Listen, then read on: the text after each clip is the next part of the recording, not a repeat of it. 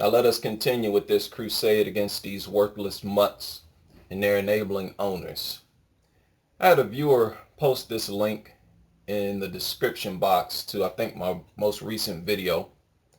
1-year-old mauled to death by two dogs. I actually read this story the day that it happened. It says, according to police, the child got out of the house and was in the front yard when two stray Rottweilers attacked him. The boy's grandmother tried to stop the mauling, but was bitten by one of the dogs. The grandfather came out and was able to stop the attack. He was then taken to the hospital where he was pronounced dead. End quote. So, of course, once again, soon as dogs break free from their property, they want to find somebody to attack, and it's usually a child. Now, what I need people to understand here is this is the behavior of a demon, of a demonic creature. It has nothing to do with religion. Whether or not you believe in the devil or demons, it's irrelevant. This is the behavior of an innately evil creature. Now, in contrast to reports of dog attacks like this one on kids, the media will project positive characteristics onto dogs. We all see the stories. Stories about dogs being heroes, dogs helping people, saving people. Stories about how loving they are and so forth, how they cried when they were left somewhere. Ads and stories trying to get people to feel sorry for these worthless mutants. But when it comes to attacks on kids and attacks in general, the media will simply report what happened. They don't deal with the character of dogs. In all of the reports about dog attacks, they avoid it like the plague. They avoid dealing with the character of dogs. And this is how they are able to report dog attacks and continue to project dogs as angels. Because it's only then that they are projecting character onto dogs. The goal is to make you think that dogs are innately good, innately angels, and that dog attacks are freak accidents that involve abnormal dog behavior, even though it's instinct. It's built into dogs to kill. It's all about manipulation with the media and dogs. These are bloodthirsty creatures by nature. And what sets this channel apart from media reports of dog attacks is that I deal with the character of dogs and their owners. And these creatures are without a doubt the closest things to devils and demons on this earth. You had another story. Covington, Georgia. Child reportedly bitten by a dog. It says the child's mother reportedly said that they heard the child screaming. And when they went outside, a gray pit bull had the child by the leg. According to the report, a neighbor got his pistol and hollered at the dog. The neighbor reportedly shot the dog when it charged him. The woman and the neighbor told the deputy that they had never seen the dog before and they did not know who it belonged to. End quote. Once again, a dog gets free. First thing it wants to do, find somebody to attack. And it's usually looking for a child. Think about the nature of a demon. The closest behavior possible to a demon on earth is a deadly creature that roams around with a preference for attacking, disfiguring, and killing kids, the helpless, the weak, elderly, toddlers, infants. It is devilish, demonic behavior. Right? Look at how dogs watch adults and they wait for the adult to leave or fall asleep. Then they will wander over to a sleeping baby's crib or bassinet and maul the baby. All the time the adult had no idea the dog was even watching them. But because the dog's peripheral vision, it was watching them the whole time, waiting for a moment, the opportunity to kill the infant. Right? This article was posted yesterday. It says, here are some tips to avoid dog bites with children. It says, according to a study by the American Society for the Prevention of Cruelty to Animals, it's reported that 50% of all children here in the United States will be bitten by a dog before the child is 12 years old.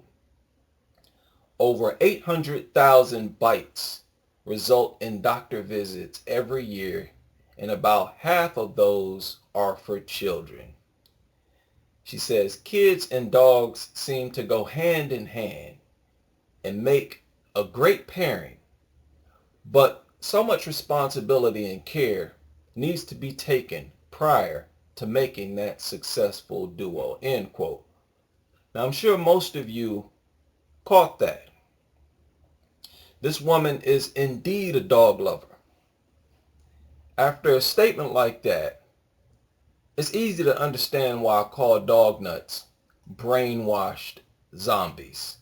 She points out that 50% of kids in America will be bitten by a dog before their 12th birthday, and immediately follows that up by claiming that kids and dogs go hand in hand. Many people have suspected that dogs actually transmit mind-controlling parasites to their owners.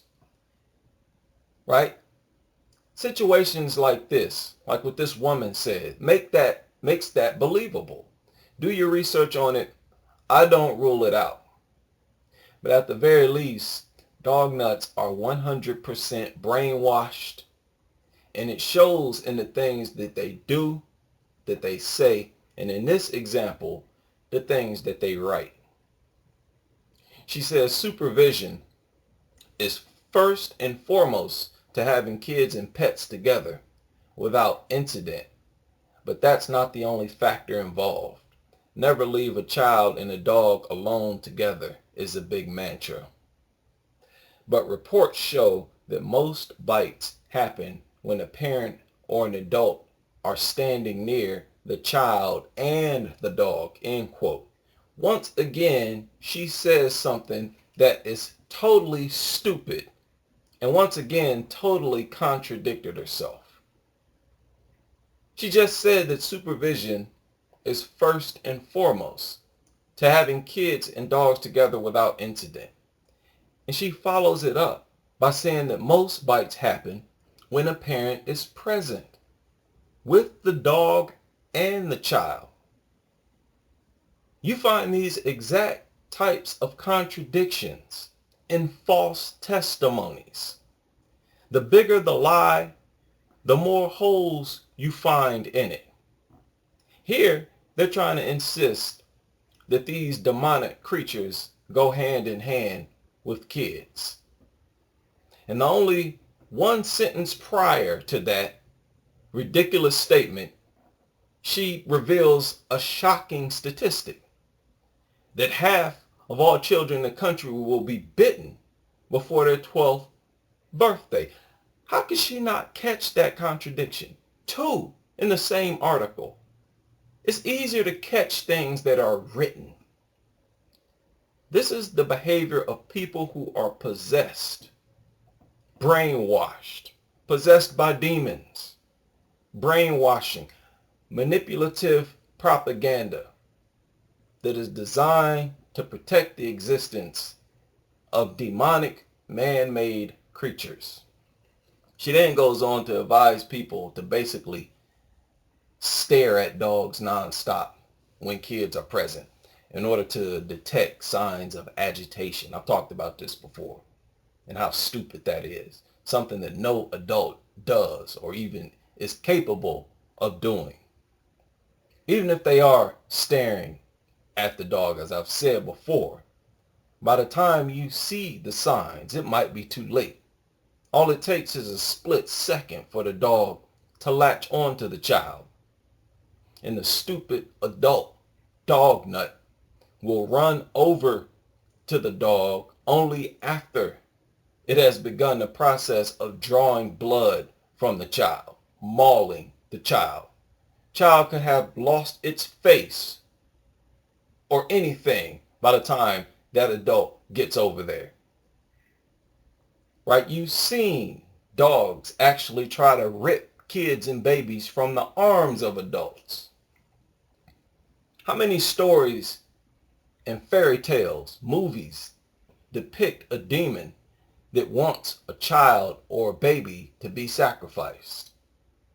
Just so happens that these demons, these dogs, prefer the blood of children as well. These are demonic creatures, right? This woman has to shield her child from dogs. Having an adult present is irrelevant in this situation, just as it is in most situations. All this boy did was fall to the ground, and the dogs tried to kill him. Look at all the training you need, all the signs you're told to look for before a dog attacks. These are demonic creatures. You need to keep them on a leash so that they don't attack people. You are in possession of a demonic creature, a demon. Whenever they get loose, first thing they want to do is find somebody to attack.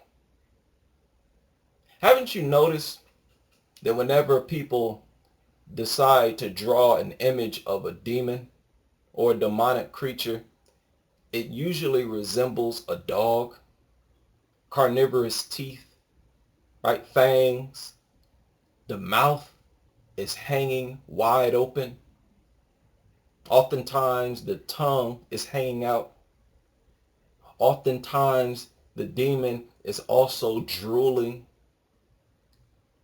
All of this is from the mind's eye of the human.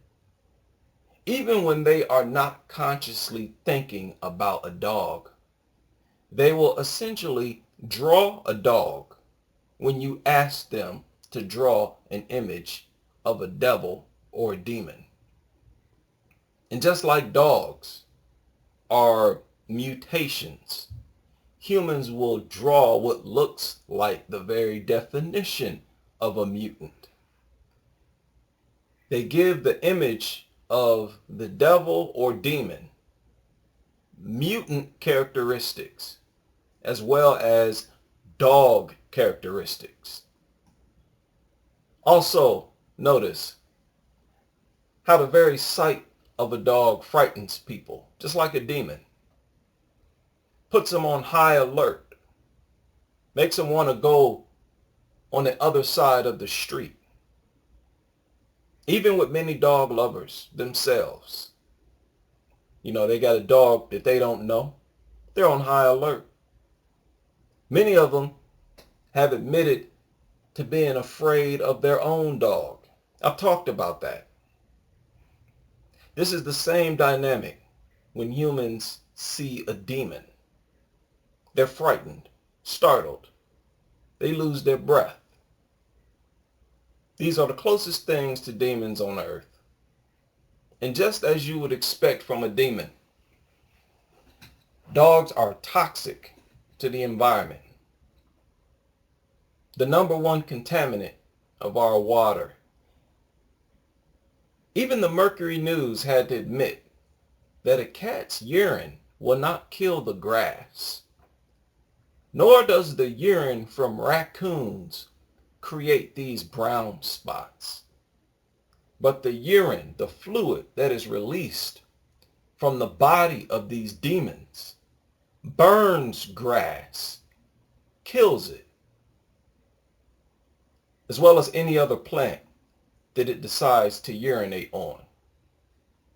These are man-made, mutated demons in the flesh. All you have to do is look at them. Look at their faces. You can clearly tell that these are demonic creatures by the way they look. That is exactly why, again, when you ask people to draw a demon, they give the demon the visual and behavioral characteristics of dogs. And just in case you haven't noticed, accordingly, as with any crusade, at least historically speaking, this crusade is essentially waged against evil. And one of these days, people are going to wake up and smell the Sanka. They are going to realize that these creatures are actually demonic creatures, evil creatures that they should have been treating like enemies this whole time. What it's going to take to get people to that point, I don't know. But it is without a doubt, in my opinion, inevitable.